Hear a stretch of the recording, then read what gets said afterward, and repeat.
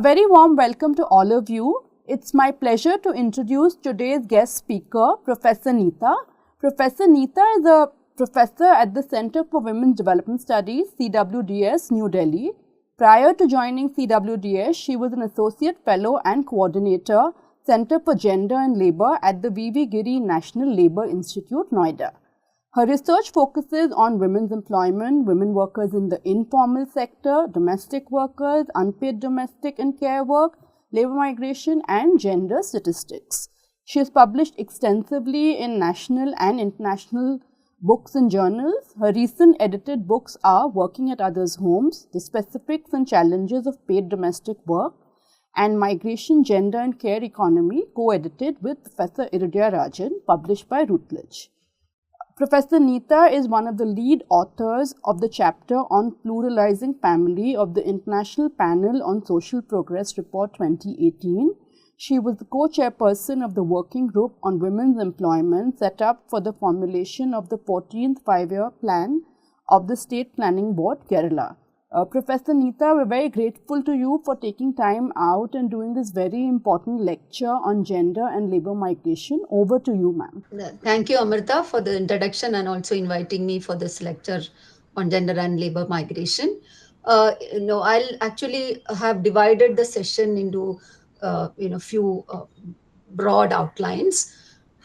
So what I'll do in the beginning. Sorry, I'm having a bad throat again. So what I'll do in the beginning is that I will basically, give an outline of my lecture. I'll begin with some introduction to the migration discourse because I want to connect it to the issues of women and issues of gender in the context of migration. I will also, kind of highlight some of the macro data that is available on migration, internal migration, and the definition issues with these sources. Because when we look at migration, women's migration, we have to look at some of the existing sources and how these sources are not actually giving us a good picture of female migration. So I'll be taking up few critical questions, drawing from the macro data and also looking at some of the micro field level studies. I'll be looking at marriage migration, and will also be discussing about type of migration, pattern of migration, and nature of migration. We'll also spend some time discussing on the migration process, how women are included or excluded from migration streams or labor market inclusions. And I'll also touch upon on the question of autonomy, empowerment, and how the new discussion around trafficking laws, the coming of the trafficking laws, how that is actually that should be read in the context of women's migration. So this is basically the overall structure of the presentation today. So let us start with the first, which is the migration discourse. I'm sure that all of you have some orientation already to the discussion on migration in the context of larger development discussion. So if you look at approaches to migration in development discourses and theories, they have been largely preoccupied with the understanding that there is a transition from agrarian to industrial and even post-industrial society and economy, and rural to urban migration is often seen as a proxy. You are also familiar with some of the important theories in migration. For example, the Lewis theory, which basically talks about labor being taken from traditional sectors to the modern sectors, where the transition has to happen because the population has to move from agriculture to industry. You may also be familiar with the neoclassical approach to migration. If you look at the neoclassical approach, if you have a larger macro perspective, it basically means that there is an uneven distribution of capital and labor, and which will lead to disparities in wages and standards of living. And migration is therefore, migration thus is a result of what is called push and pull. So the push and pull factors are very central in the understanding of analyzing migration through the development, through the theory, through neoclassical theories. So migrants will go where jobs, wages, and other economic factors are most advantageous. So the understanding is that with migration, there will be gradual disappearance of wage differences, and once the differences disappear, then there will be no labor movements. And if you extend this macro view to the micro kind of field, what you understand is that I'm sure you are also familiar with Todaro and other related writings in the 90s and 60s and 70s, which are about push and pull factors. So the individual actually the individual takes decision to move from one pocket to another pocket because they are maximizers in terms of cost and benefits, and there is a push and pull factor that determines movements of or mobile migration of people. So these are the larger theories. You also have, I'm not going into the details of these theories, but since you already have some orientation to the theory. So there is also what is called dependency theory, which also kind of looks at the unequal relations between the industrial center and the agriculture periphery and how movements happen within that. So based on the unequal relations between different spaces and how those that leads to movement of people. So, based on these theories and our understanding paradigm, our understand and the existing paradigms or frameworks, migration is seen as a process through which people migrate from urban to rural areas, mostly urban, and it's basically a destination, and this will be accompanied by occupational sectoral changes, and it also leads to enhanced incomes and also some degree of social mobility. So there are multiple things that we assume in terms when you talk about migration, that there is a movement, and the movement is something of a permanent nature, and this will lead to sectoral occupational changes, increased income, and social mobility. I think these are things that are very important when we look at some of the trends and patterns that are there, and also some of the field insights which I'll be sharing with all of you.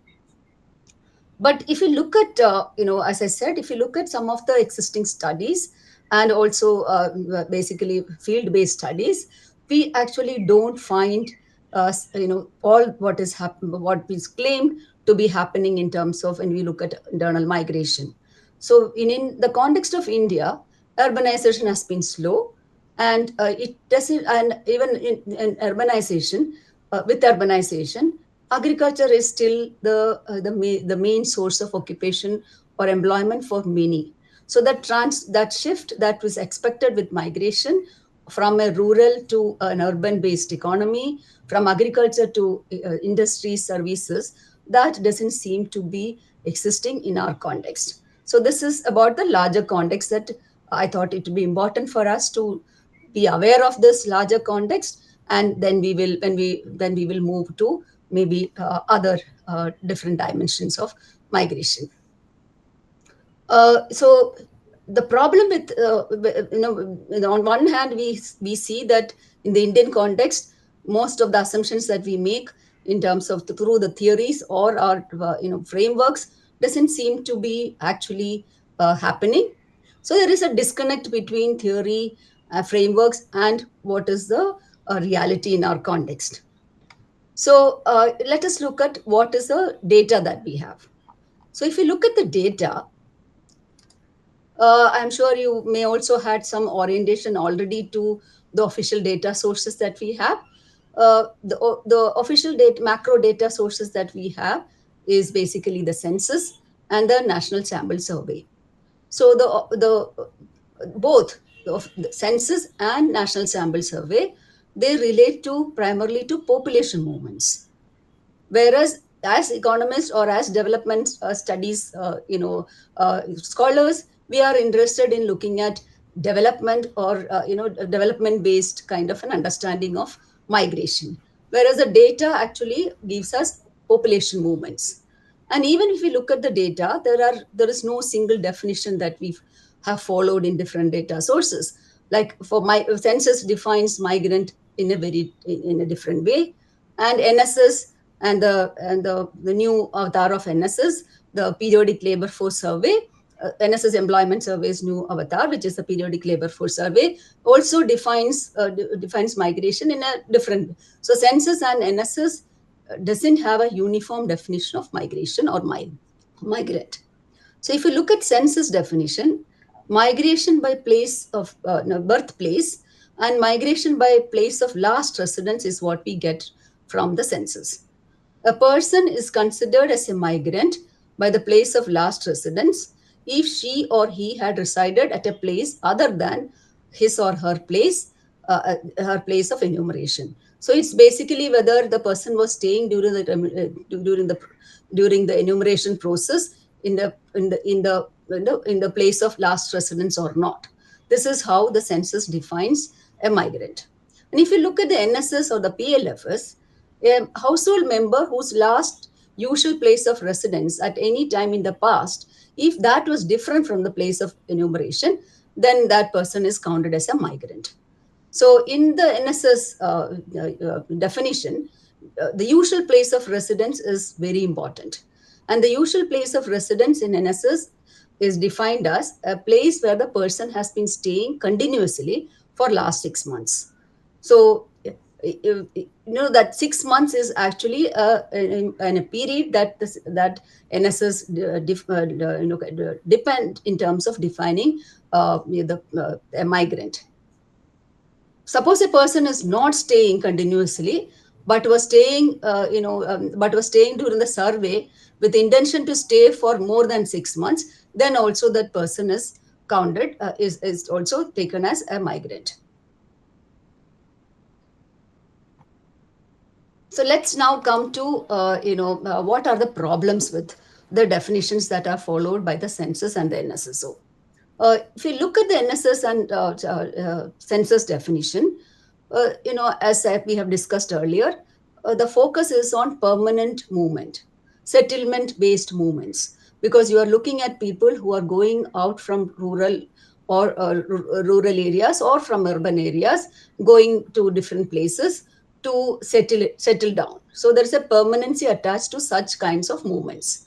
Whereas we know from field work and also from from a lot of discussions that are happening in terms of migration, that all movements are not permanent settlement based movements. There are a lot of movements that are for short during are short term and are circular in nature. Census has no way that there's no way that we can actually capture short term and circulatory migration, whereas NSS has a definition of short term migrants. It was introduced for the first time in the 64th round, where where people who have been staying for less than 6 months was also counted. And the only condition was that they should be staying there at least for 1 month. So there is this way the NSS is actually trying to capture short-term migration, and also makes a distinction between migration for more than 6 months, that 6 months cutoff point, which is the usual place of residence, and those who have been have migrated for less than 6 months, and that. But the condition is that they should be at least be there for 1 month and continuously for a period of 15 days or more. So this is, there is a limited definition that was used by NSS for the 64th round. The PLFS round, which was actually there in March in 2020, basically the focus was to capture the impact of COVID, the impact of the pandemic. So here, actually, the person was defined as one. Also, there is a definition of short-term migration, which was basically for a period of 15 days or more. So the difference between the NSS 64th round and the PLFS 2020 round was that NSS in the 64th round had 6 months, less than 6 months, but more than 1 month. Whereas for the PLFS 2020, it was basically 15 days or more, but less than 6 months. So that is the difference. And here the focus was on temporary visitors in the PLFS survey. The focus was on temporary visitors, and it was because to capture the impact of COVID, whether people have returned back to their destinations or not. So the temporariness of that return migration was also something that PLFS was interested to capture. So these data sources that we have in terms of the macro data, the PLFS and the census, we these are not available on a regular basis. You can see how discrete these are. Census, of course, used to come every 10 years, but now we don't have any data after 2011. It's more than, you all know how many years now that we have been waiting for census. So there is no data on migration that's available from census. And PLFS, the NSS data also, the detailed round happened during the 64th round, but after that the PLFS round is a very limited data, and it cannot actually help us in understanding migration, even at a general level. So that's a problem with existing data sources in terms of the availability and also the issues of definition. Now let us go back to some data that we have. So if you look at the data, you can see that according to census, about 40% of the total population in 2001 were migrants, and for women it is 70%. If you look at the PLFS data, what you can see is that 10.7% of men are migrants, whereas 47.9% of female are migrants. This is actually what basically it shows that if you look at the data, a proportion of female internal migrants are higher than male migrants. But uh, we are talking only about migrants, but not about labor migrants here. So, and if over time, what we see from the data is that there has been an increase in female internal migrants, both in rural and in urban areas. So if you look at if you look at these data sources at a general aggregate level, it is clear that it is women who predominantly migrate. And what are the reasons? If you look at the reasons for their migration, that is where the problem lies. The data, with all its limitation in terms of the definition, in terms of the availability of the data, gives us broad picture. But the problem is with as to what are the reasons that they have captured in terms of understanding why people migrate.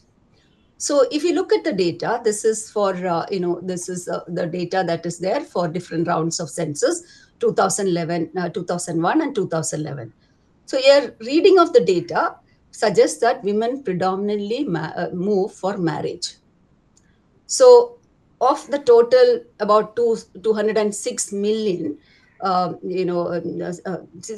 about 206 million women out of the total 310 million women who are migrants.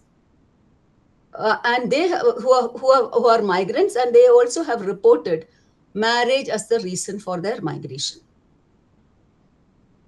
There is a difference if you look at across location. About 77.7% of female migrants in rural areas and 44.7% of female migrants in urban areas reported marriage as the reason. The NSS and the PLFS figures are much higher if you look at the reasons for migration, especially the marriage migrants.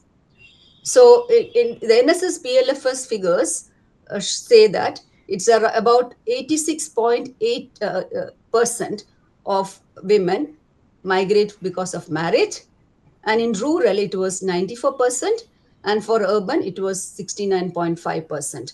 So if you look at the reasons for migration, it looks as if women are migrating mostly for marriage, and their employment migration is not much.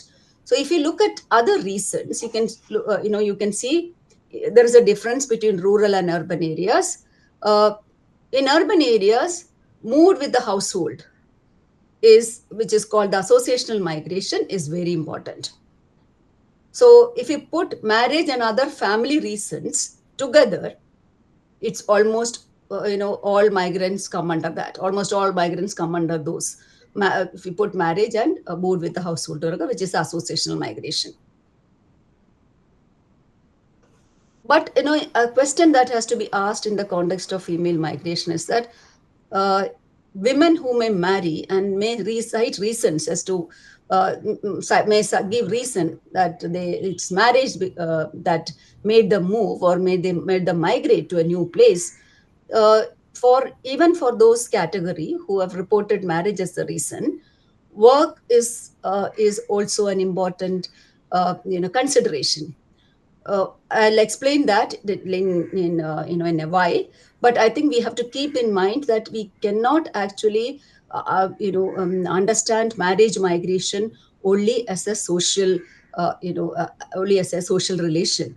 It has to be also understood as a work relation, an employment relationship. Also, we will, maybe if time permits, we can engage with that towards the end. Women who have migrated and have given reasons that it's because of marriage. If you look at the work participation rates, the work participation rates of women migrants are much higher than women who are not migrants.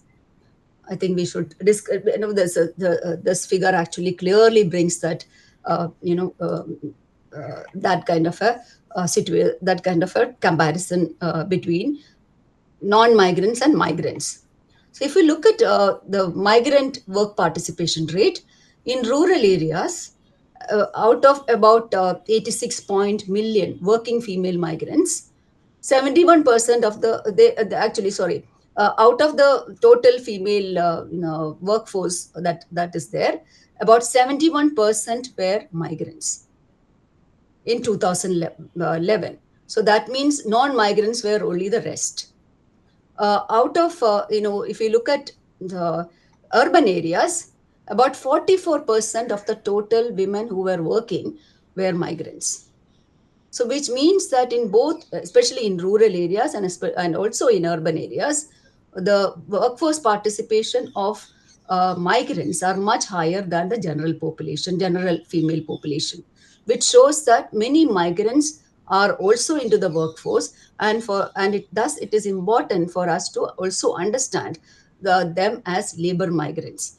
Of course, there is an issue. We cannot kind of have the same yardstick to analyze marriage related work, or when you are in a rural area and you are working in a farm and also within the family control, not going out to work, and a woman who may be in an urban area or in a rural area, but but have gone to take up work outside the family farm, or family kind of family economic undertakings, may have a very different relationship, or may face different kinds of issues so there has to be a distinction.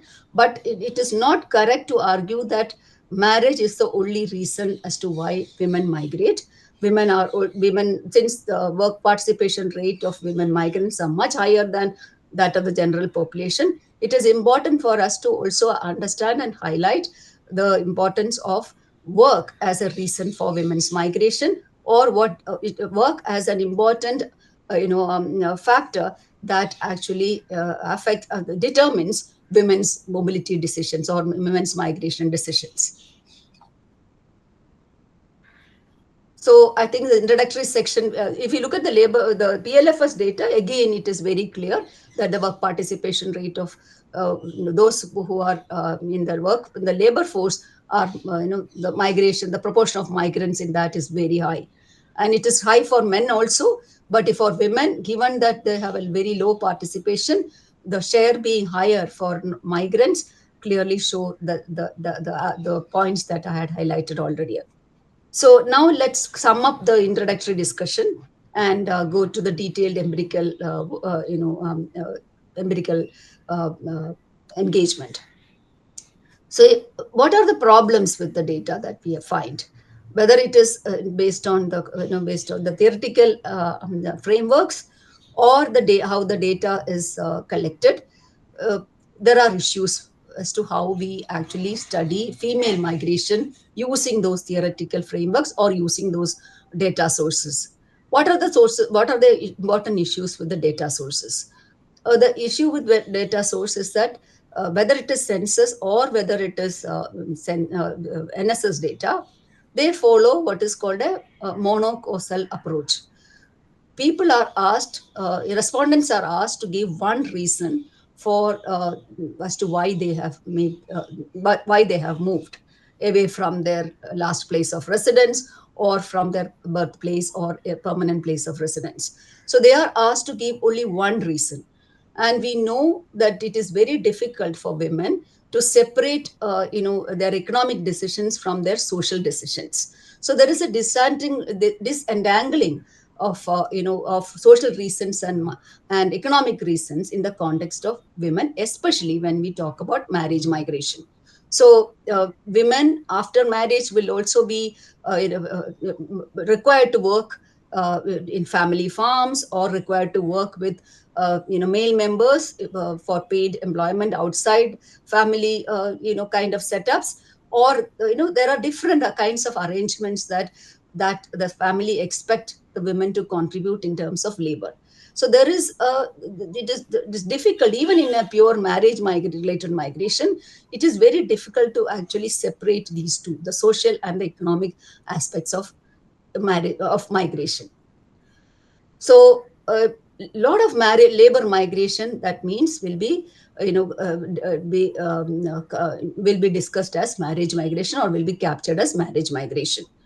Then there are additional problems with NSS, which is supposedly the used to be the supposedly the best migration data, especially the data that we have from the 64th round. The NSS data doesn't actually account for migrants' segregations and concentrations. Why I'm saying is that we know from the employment data that women are concentrated in mostly in certain segments and certain sectors and certain segments. Like if you talk about paid domestic work, women are mostly in services, and then they could be in urban areas, there could be there are specific occupations where their numbers are much higher than other occupations. So NSS, but through it, the sampling framework or the sampling frame that it follows doesn't actually account for these segregations and concentrations, which will mean that a lot of women, women friendly sectors may not be taken into account in their in their surveys. So that's one issue. And it is also it also needs to be noted that the samples are too dispersed. So when the samples are too dispersed, and when the number of migrants who are giving who are being captured as marriage migrants, there when the problem of undercounting is very high. So the sample size and the monocausal approach that the data sets follow, the NSS follows, is actually a problem in terms of identifying the migrants. So if we look at the macro data, we don't have any credible data to have a gendered understanding of migration. Uh, this is why, if you look at the discussions in the development, in the context of development, we don't see women's migration, women's labor migration coming up in as a major question in terms of even debating on issues of migration at a larger level. So what is the net result? We have the net result is an accepted tendency that we use male migration as a primary indicator in the discussions on labor migration and development changes at the cost of a gendered analysis. So this is an issue that I think one has to look at, to keep in mind when we engage with gender and migration in the larger development context. So given all these issues with macro data, and also the narrow, the narrow, very narrow entry of very narrow, unlimited understanding, limited theoretical, the perspectives that we have in understanding migration. Uh, it was important for any researcher who looks at who is interested in gender and migration issues to go beyond the macro data and look at some of the field realities, or some of the qualitative data, or micro studies which are there. So it was in this context that that CWDS had taken up a large study on gender and migration. This study, I'll just tell you what was this the study on. But before we go into the study, I think we were faced with uh, multiple issues before, once we decided to take up the study, we were faced with multiple issues. One was that how do we actually look at type of migration? As we discussed in the official macro surveys, the dominating framework is that there is a permanent settlement based mobility of people, or migration of people. So, if that is the thing, how do we actually look at migration movements in terms of our surveys, our definitions, our engagement with female migration? Second, how do you actually then look at capture marriage migration? How do we bring labor as a central entry point into discussing or understanding marriage related migration? So that led us to kind of having to take up the question of temporary versus permanent. How do we understand that differences? And is it enough? Is it enough to have to only temporary and permanent migration as categories, when we understand the kind of complex migration, that to understand the complex migration that happens in the present day context? We also were, after our pilot, and also based on our micro studies, we were also kind of caught in the sectoral and occupational concentration. And how do we actually accommodate, in a study, in a field work, these sectoral and occupational concentrations? And how do we understand then the process of migration to these sectors and occupations, where we see large segment of women migrants, engaged in those sectors? So these were questions that we had before we, while we started this project. CWS has taken up this project in, like, before we started, before we kind of decided on the questions that I raised in the previous slide. We thought it's better that, let's have better to have um, pilot studies, and better to have some consultations with people at the regional level, because there are so many regional issues, there are so many patterns that you see, and what are the experiences that people have in terms of migration, and especially female migration. So we actually kind of initiated or started multiple consultations with people. And finally we decided to do a quantitative and a qualitative research, a kind of a mixed method research, and where we focused on specific segments of women, which included Adivasi women, included sectors like domestic workers, garment workers, and also our exploration of what informal sector work. So we had a village based study combined with a sector based study, and that was actually what what gave us rich data on migration. Because based on the decision to have this kind of a combination of a village based and a sectoral based study, a survey, was basically uh, was basically the decision that we had to take based on our engagement with macro data, and also our engagement with scholars, and people, key stakeholders who had already a lot of experience in terms of understanding female migration. The survey was also, something that combined a household and individual based questionnaire, because we thought, sometimes what happens is that we just have we may not have that kind of a required household information to understand the to understand the broader context with from where, or broader context of how people migrate, what are the social and economic characteristics of the household, how do you understand this linkage between household and individual migration. So we had two separate sets of questionnaires. One was for the household, and one was for the individual migrant. So we didn't actually only limit ourselves to doing a survey, though there was a schedule that we administered. We also supplemented that with group discussions, detailed interviews, and case studies, which actually helped us to get into a very nuanced understanding of the process and the outcomes of migration, because otherwise that kind of rich information would not have been possible. So we did this survey in 20 states. That the survey was conducted between 2009 and 2011.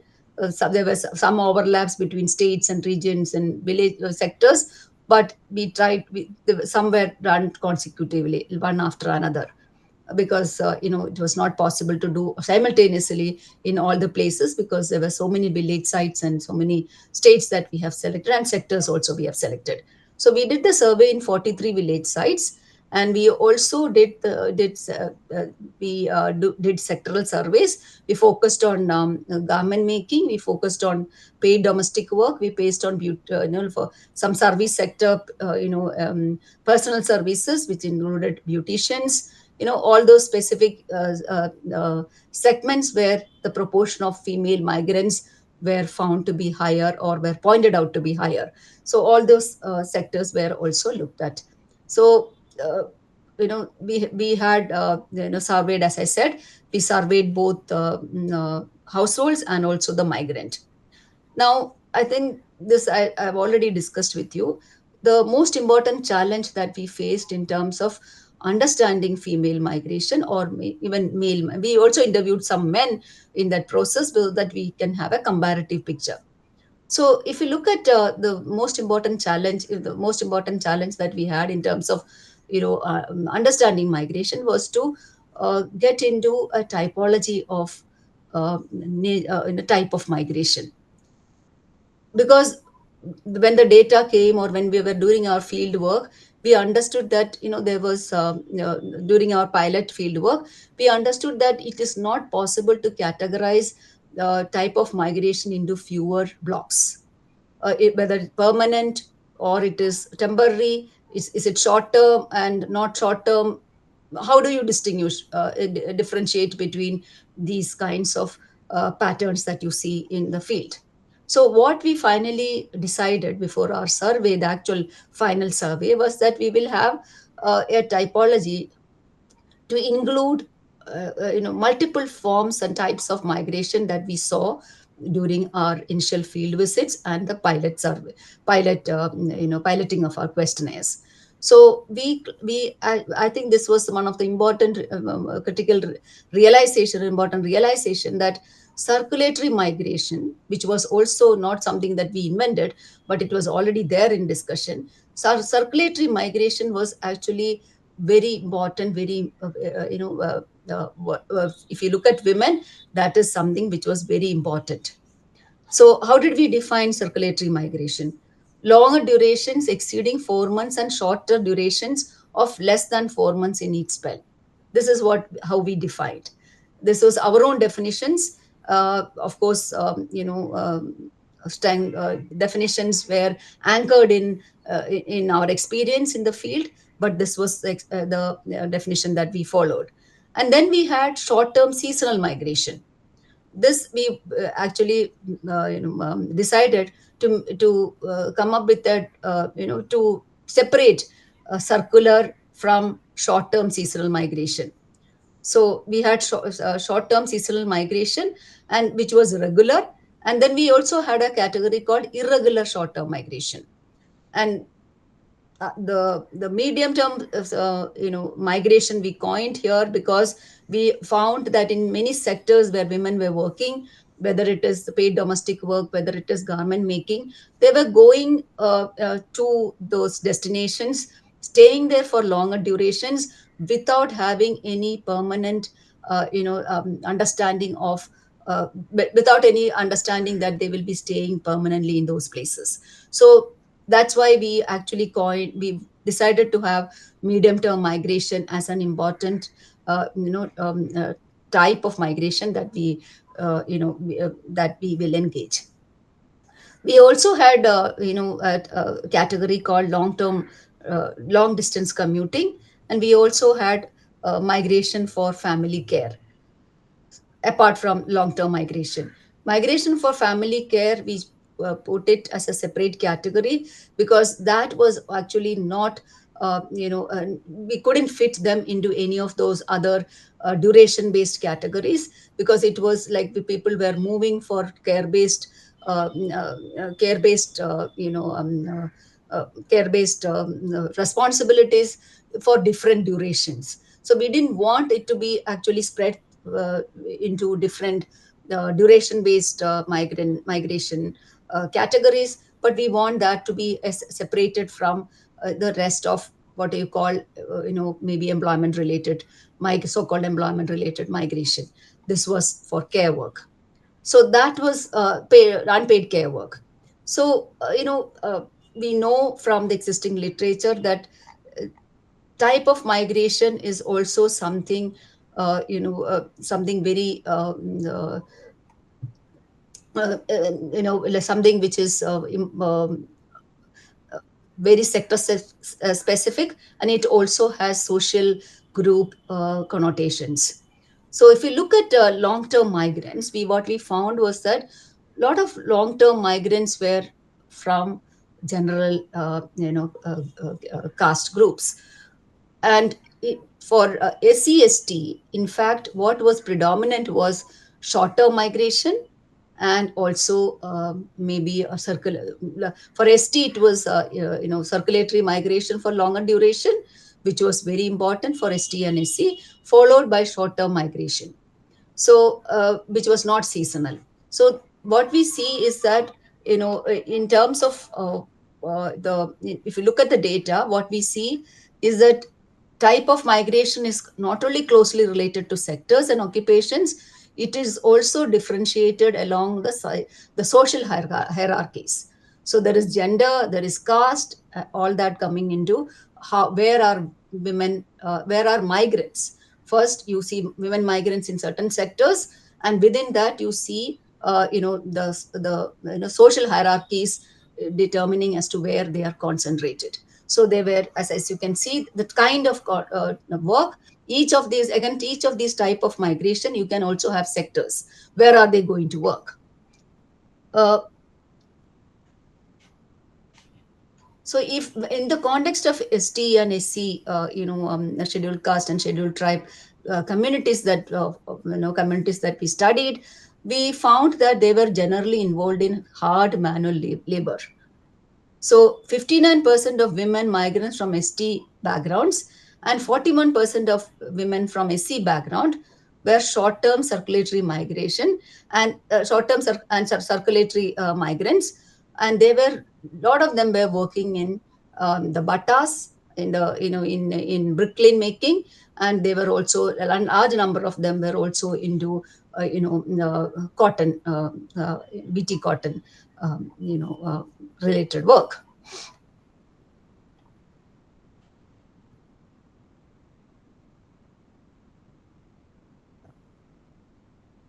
So another sector which we found was that there was also concentration of women in sectors like garment making, and this figure actually gives you gives the occupational shifts before in migration, before and after migration. It is very clear from this graph that there is what you call a concentration of women migrants in paid domestic work, particularly through rural to urban migration, which is across all class and caste categories. This is urban, this is urban. So in general, occupational shifts effected through migration show a process of concentration of women in a relatively narrow band of occupations and less of diversification. So if you look at the data, after migration, 40% of women workers were in more diversified industry and services in comparison to 51% of male migrant workers. This was the context of urban. Though they were concentration, there were also some diversification in terms of activities that women were doing. So many migrated from rural areas, and they were doing agriculture work. But when they migrated to urban areas, there was concentration in paid domestic work and in other kinds of service work.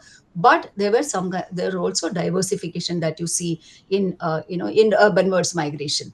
But if you look at rural areas, occupational shifts through migration by women appear to be concentrating in circular migration for brick making, that is, patta workers.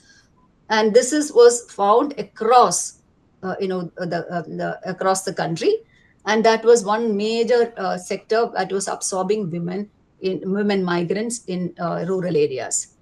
Patta workers constituted, only 8.7% in the pre-migration profile, and this became 21% in the post-migration.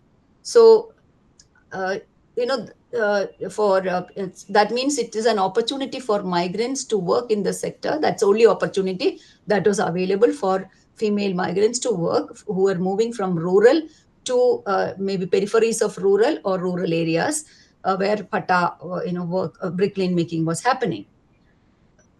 But agriculture still, if you look at it, you can see agriculture is still an important occupation for migrants, which was basically seasonal agriculture work and plantation work.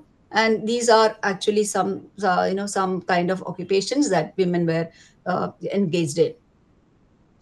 So 33.4% of rural migrant workers after migration were in agriculture. But if you look at the pre-migration thing, it was 48.3%. So the share of agriculture after migration has come down, but it still remains an important sector for female migrants, which is basically, as I said, seasonal, agricultural work, or any other work that comes up in terms of either weeding and all those kinds of agriculture operations that are there.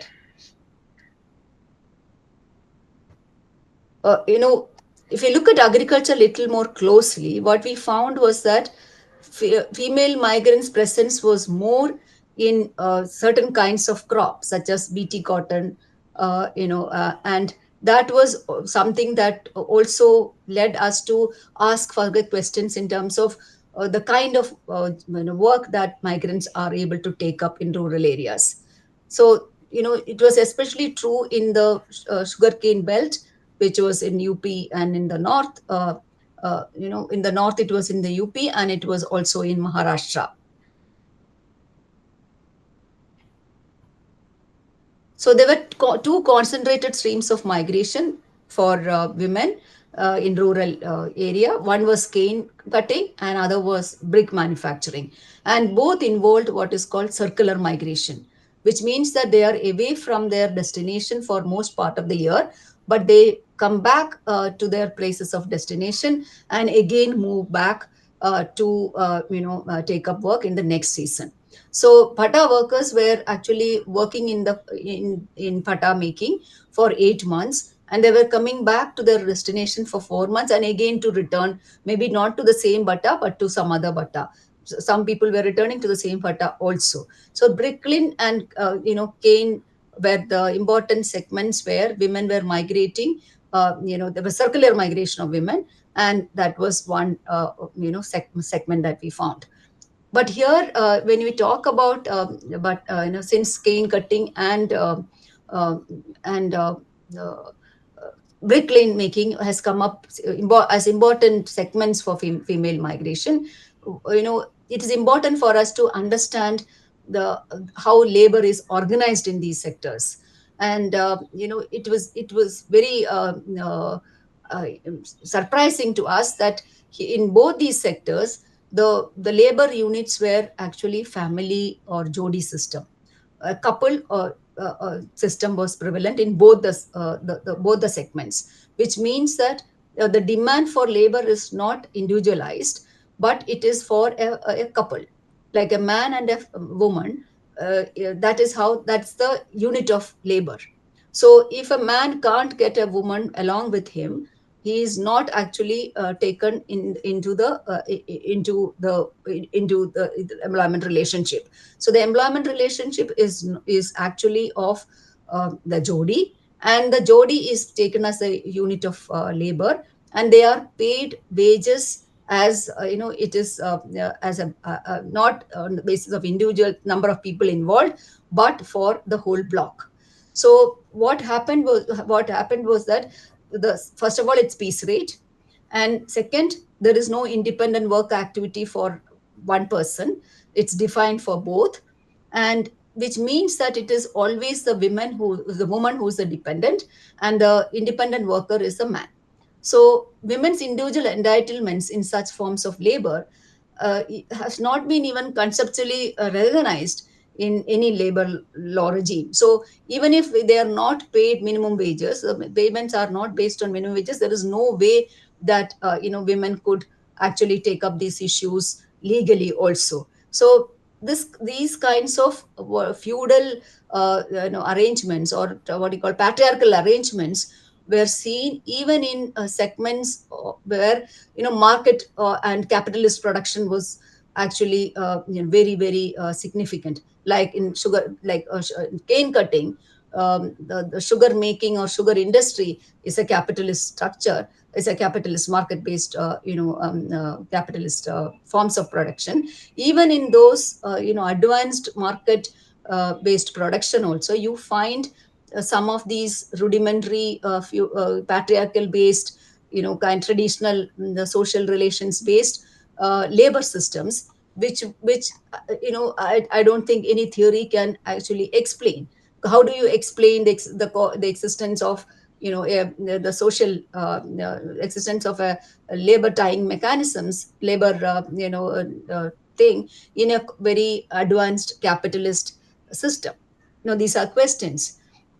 And if you look at some of the work that happens in some of these sectors, we know that it is basically, even in batta and also in cane cutting, it is of debt bondage, and the conditions of work are always harsh, and they are and this will also mean that the whole family life is disrupted, and the children's education is disrupted. The family actually moves to the site of work, especially the bricklings, and children are there in those sites. And so the man and the woman, they are involved in such uh, in production. And so there are a lot of questions that may come, that comes with women's engagement in this kind of a particular forms of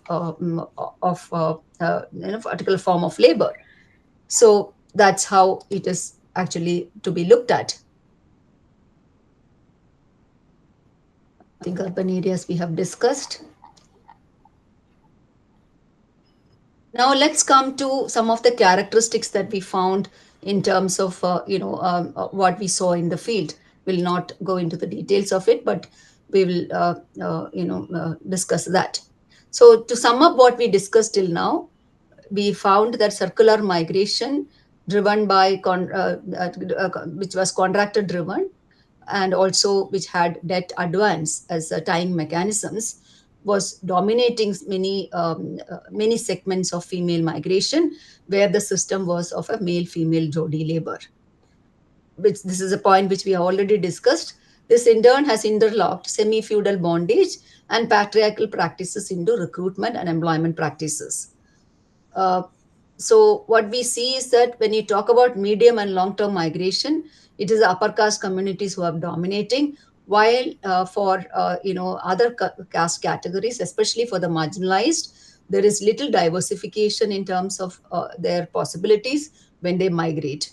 So paid domestic work, bricklin making, and yeah, of course garment making in urban area, paid domestic work and garment making, and in rural areas it was bricklin and cane cutting, which emerged as one of the most important segments where women were engaged in. If you look at the reasons, we didn't go for one reason as to why they have migrated, but we had a detailed detailed sections in terms of capturing the reasons for migration.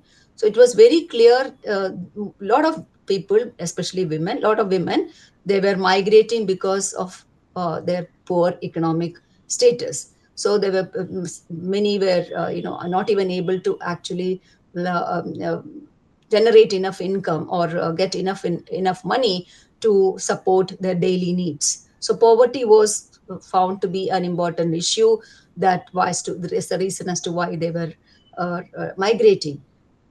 Some for some it was decline in income, because agriculture work, the number of days of agriculture work has declined over time, and the wages that they get for fewer days was not enough for them to support the family, or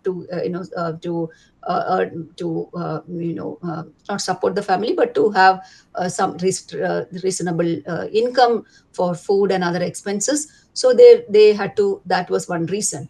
And they were also, because of this, they were also into debt, cycles of debt.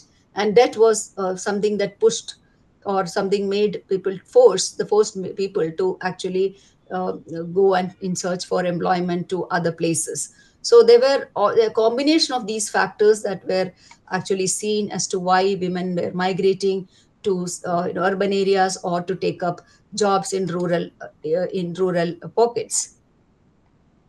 Now let's come to what we saw in terms of the profile. Who migrated? Who were the migrants? We saw a large number of young migrants who actually were migrating. So if you look at our data showed that 78% of rural and 59% of urban women migrants were working as working in unskilled manual labor. And I think I missed the in a discussion on the age group, sorry. So as I said, a large number of women migrants were from the age group, from the younger age group. Older women were found in greater proportions into rural destinations, not to urban destinations. So you see, a bit pattern of migration. You also see the composition of migrants also changing. Um 72% of female migrant workers with urban destinations were below 36 years of age, in comparison to 63% of male migrants in urban areas. So, there was more of young female migrants going to urban world migration. Similarly, 61% of the female migrants with rural destinations were below 36 in 36 age, in comparison to 56% of rural male migrants. So, what was most striking from our data was the higher proportion of women migrant workers in the age group of 15 to 25. So that is actually something which was quite revealing for us, that when since it is also because we had the sectoral focus, and the sectoral focus, you had a large number of young women who were entering sectors like garments, sectors like beauty industry, all that. So this 15 to 25 age group was actually considerable in our sample. So 34% of the female migrant workers were in the age group of 15 to 25, and this, when compared to men, it was only 22%. So which means that age category wise, there is the concentration to specific sectors, and that is something that needs to be taken into account when we look at migration. Even for women, how do we actually understand these? And let's come to some of the broad employment relationship. So what we found was that in most sectors, there was a issue of poor wages and terms of employment. So which was which is known. Actually, it is not something that it's new to people who have looked at some of these sectors. uh, but the fact that a lot of women and were in unskilled manual labor was one reason, because whatever they did was classified as unskilled. So this classification of their work as unskilled also meant that they were getting very poor wages. So in terms of earnings, it was not something that one can think in terms of a social mobility or economic mobility.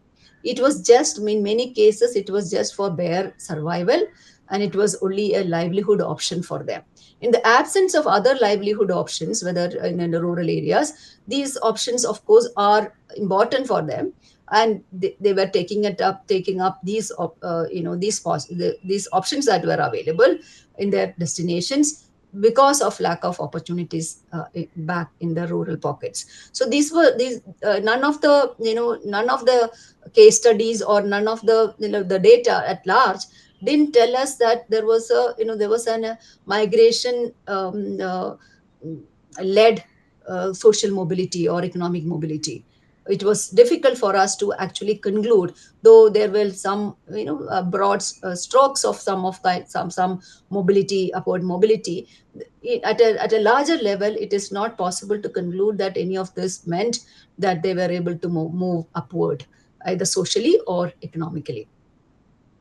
So we have discussed this point earlier also, because the whole system of male female pairs and jodi, which is a family unit, it was completely contractor based and debt driven.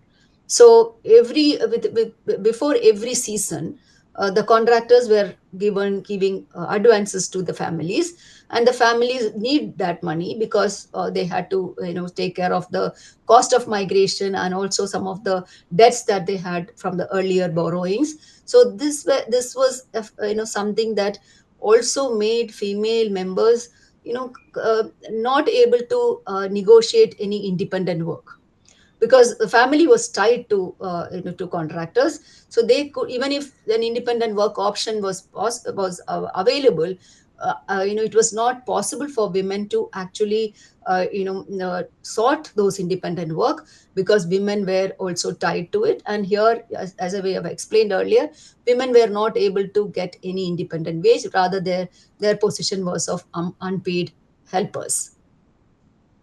So as this we have said, not only the working conditions, but the living conditions of most migrants were also very poor, in terms of, because they were most the large segments that we studied, whether it is bricklane, whether it is bt cotton, or in the context of urban migrants, whether it is paid domestic work or garment work, the conditions, living conditions, were not something that we thought was liberating, or was advanced, some advancement from how they were living earlier. There were also many instances of harassment that the workers had shared, even in our questionnaire, about harassment by by contractors, harassment by local people, harassment by the employer. There are different kinds of harassments that women migrants had talked about, in terms of their migration and their engagement in a destination, their employ engagement as workers in the destination. uh, One factor, I think, when we look at migration, is something very important for us to look at, is how different is men and women in terms of their social responsibilities. Women, as we see, are they think of them as responsible for taking care of children, and we saw that a lot of women migrants moved with their minor children, while this was not the situation with male migrants. There were many male migrants who have moved alone. There were many male migrants who have come with the family, but the children were back in the village. But with women, there were a large number of women who have migrated with their children. And there were some cases the women were only kind of bringing their younger children with them, and their elder ones will be back in the village economy, in the villages. So we found that there is a close connection between the destination and the source, in terms of in terms of the when you look at the migrant's life. Because a migrant, given that they don't have that kind of an income to support a family in the places of destination, and also the requirement to be on job for the kind of job that they are engaged, the conditions of work, all that do not allow these migrants to actually have to sustain a family in these pockets. So they were dependent on the rural economy, in terms of for both for care and even for economic support. Because when they were not able to find work, the economic support also came from rural areas. That's something that we found in some case studies that we did. uh, you know uh, so what we then understood is that many migrants are not able to sustain their their economic needs, and also their reproductive needs, just by being on their own. So this whole understanding that it's a choice, an individual by moving makes that choice, and they are able to then move upward, they are able to move economically and socially upward, is something that needs to be looked at carefully when we talk about migration, and especially women's migration. Women who have migrated with children actually also shared a lot of insecurities that they have, whether it's related to schooling, health, nutritional outcomes, all of that. Now let's come to this point of how do they migrate? What is the source of their capital, or source of their money that they, which is required for all migration? So we were it was something that was very revealing, that most of these women had taken money from their own household savings. So it was not that the contractor gave them an advance here for them to migrate. Of course, then family context, in family migration, and in also in forms of forms of migration, in terms of circular migration, that was important, and borrowings and advance was important. But here it was, if you look at the larger scale, it was their own savings which was very important for them. So the cost was largely borne by the family or the individual. And in the discussion on female migration, there has been a lot of interest shown in terms of how do they migrate. Do they migrate with family members? Do they migrate alone? All those things are very important. And also here, I think it's important, it is critical to look at the role of contractors. Because there were a lot of stories or a lot of experiences that women shared in terms of how contractors are uh, exploited, um, and how they are the harassments that they face, how all those things are there. But if we put all the data together, what we found was that, of course, family migration was more, uh, but women also shared that they moved alone, which is around 23% of women said that they moved alone. And about 7% women said that they moved in female groups. That doesn't mean that there's no dependency on contractors or middlemen. There were many who moved through contractors in their initial in the migration, but then has started moving on their own in the later rounds of migration. So it is also something that we need to understand. It's not that the forms of migration will remain the same. They may use these networks or these contractors for maybe initial access to certain kinds of jobs, and then they could actually move on their own. So that's important. And here I thought it's important for us to discuss, because the whole there is a lot of interest in looking at as to whether migration has led to empowerment and autonomy of women. if you look at the data which we have already discussed, we saw that women moving alone is very high, 23%. Of course, it's much less than what is for men, but 23% is a good number. And if you take that gone alone in a female group, that's another 7%. So and it is important for us to ask this question as to whether such migration, when they are moving alone, when they have some independent decision making, is it something that is empowering? Are women then able to exercise autonomy, choice, and agency in such movements? And this has been raised in the literature, this has been discussed in the literature in terms of how young migrants negotiate such movements when they, and also how it impacts women in terms of their agency.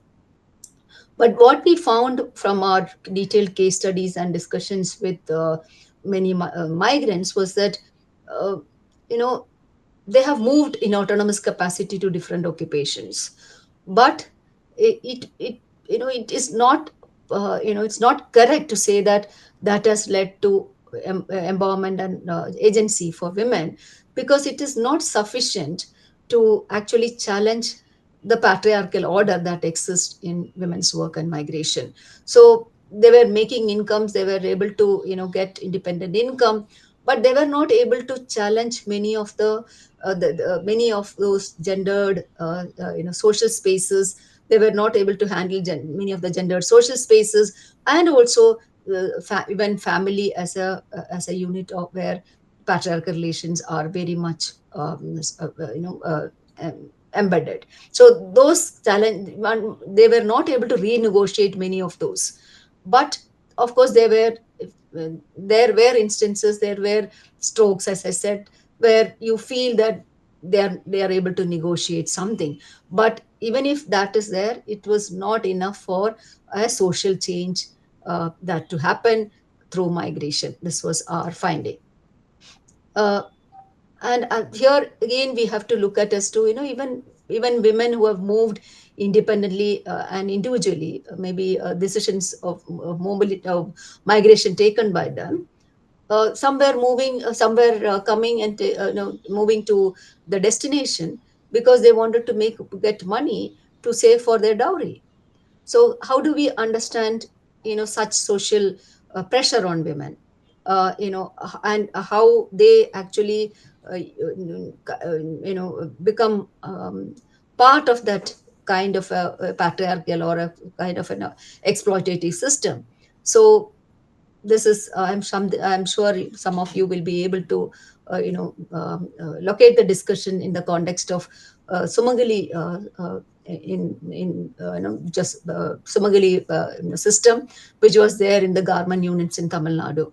So the whole scheme was oriented in such a way that there will be women who come to these garment units will be able to, after a period of work, will be able to make a good amount of money, which they will be able to use for either paying dowry or maybe sponsoring their own marriages or spending on for their own marriages.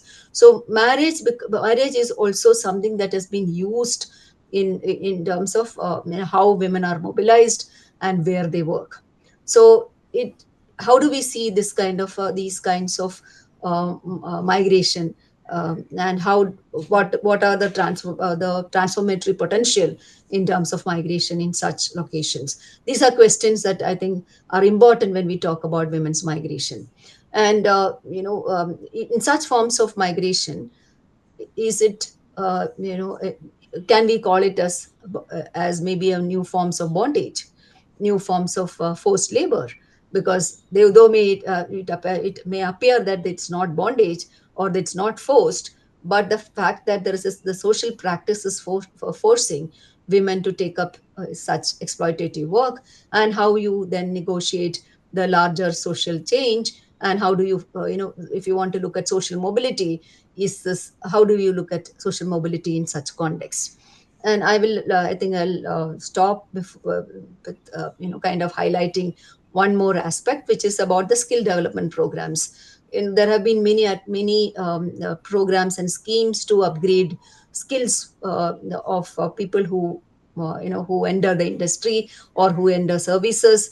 So the government of India has multiple schemes that are there, where women are women and men are given training for different to take up different jobs. So if you look at some of the skill development programs, especially which are concentrated in villages, you see that the whole the skill development programs are also facilitating migration, especially for women, where women are mobilized in large numbers through the skill development programs and are recruited in factories which are mostly related to garment making. So uh, so there is the system of apprentices that are there following the skill development program. You work in a particular place as apprentice for some period, and you are paid not a minimum wage, but you are paid some. And the kind of restrictions that these women, the girls, have to go through in terms of in terms of their everyday life, like where they're residing, or how do their movements are controlled. All this also needs to be looked at as to how labor migration has kind of how labor migration and women's labor migration has to be understood in this larger uh, kind of changes that are happening around us. So what I you know what we have to understand is that there is a larger question about how are the laws implemented, how are actually how are labor laws implemented, and how women migrants as a segment are mostly exploited, because of the fact that they are none of the labor laws are implemented, and there is a gap between the law and its implementation. I'm sure some of you will be also aware of the anti-trafficking law that we have, and in the context of anti-trafficking law, it's one has to differentiate between migration and trafficked women, and this is actually the line is very, very narrow and it's blurred. So there are many instances in the past where women are moving for work, and they have been mobilized by contractors, they are mobilized by maybe their own mediators, some mediators who could be their own grandmother, some aunt or a friend or a sister. And they are moving to take they are actually wanting to take up work, and they are migrating because of that. But they have been caught in this in this uh, issue of kind of how we define trafficking and migration. So are these women mediators traffickers? Not sure. But and also the fact that if you put everything, women's migration, especially young women's migration, into the trafficking framework understanding, the problem is that in the package that we have is that you arrest, you rescue, and you rehabilitate them. So that's a framework, that being the framework. uh, the moment that you actually argue that the person was trafficked, and she was rescued, there is this image that is created, which is that there's the sexual stigma of mobility, of migration, and how what that arrest would mean then is something that is to be looked at very carefully, because given that trafficking and migration for work is not so easily differentiable, and it could overlap. It's not to say that there is no forced element in migration. There is no forced element. There could be exploitations by mediators, by contractors, but the solution to it is not to say that women should not migrate. All women who are migrating are trafficked women, but the solution to it is basically to ensure that the laws are in place, labor laws are in place, so women who are migrate for work, they are paid well, they are treated well, they are so that there is less and less possibility for exploitation. So I'll conclude here by saying that patriarchy and caste based social relations are incorporated into migration based employment, and we find that there is limited diversification of female occupations. And there is a huge number of SC/ST women who are into circular migration, and which are they are concentrated in certain segments. That's an important development that has that's that needs to be understood. And then there is migration is no longer it's not correct to say that it's migration is a permanent settlement based one. Rather, it is actually very temporary and it's highly unsettled. So uh, women migrants, they move both in terms of individual and family, they're part of the family migration, but they also move in terms of also move as on their own as individuals. So there are they have those autonomous movements as well. But as we discussed earlier, this is not sufficient to challenge the patriarchal order which is there in women's work and migration. But there is some assertion and there is some aspirational motivation behind such movement, and this also needs to be acknowledged. It is we should not and cannot kind of have this only rosy picture of women's autonomous migration, but may also have to look at how how this is how autonomous movement also has to be and it has to be decomposed, and how we look at what how do we look at autonomous migration and women's empowerment and agency. So lastly, I would say that we need uh, good migration data, and since we don't have women's labor migration data, what we have is only based on field level studies. And the survey that CWDS did, though it was large, we cannot actually sometimes argue that we cannot say that this is how it is for all women migrants. It of course gives important insights into understanding some of the larger developments, but at a general level it is not enough. At a if you look at the at a macro level, it's not enough for us to say anything in terms of to push women's migration and the importance of incorporating that into our development discourse. I think I'll stop here. Thank you. Right, right. Thanks, Professor Nietzsche, for your very, very, wide ranging and rich lecture on this topic. And, you started with the theories of migration, you highlighted the disconnect between theory and empirics, which is just so important. And then you meticulously took us through the various definitions in the existing data sources, and then showing us the limitations of the marriage migration framework that actually camouflages migration for work to a great extent. And it was also very, very insightful to learn that migrant workers, both women and men, have a higher workforce participation than native workers. I mean, that's something that comes out very clearly in the data, but many people would not really think of it like that.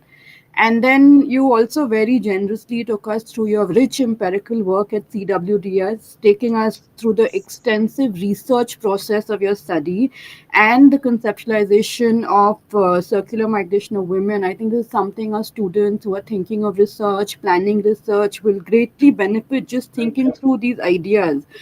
And the results were also disaggregated by caste, which is very, very important, because that is a marker of employment conditions of work and so on and so forth.